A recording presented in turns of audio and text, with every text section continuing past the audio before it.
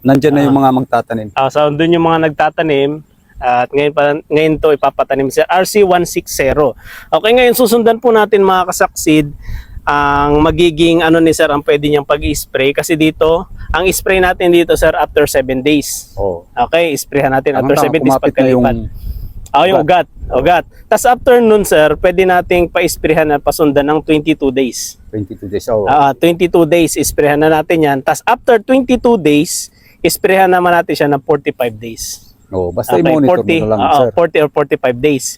Okay? Tapos after nun, 40 or 45 days, 60 or 65 days. Sabihin na natin 65 days. Parang 4 na beses. Apat na beses natin i-sprayhan. Susubukan natin yung 4 na beses lang. Ngayon, makikita natin dito kung ano yung magiging pagkakaiba niya. Kasi ito po yan eh. Ito po yung linya niyan mga kasaksid. Ayan, ito, kalsada to. Ayun, yung mga kasamahan na ng ano, na kumbaga yung taniman ni sir almost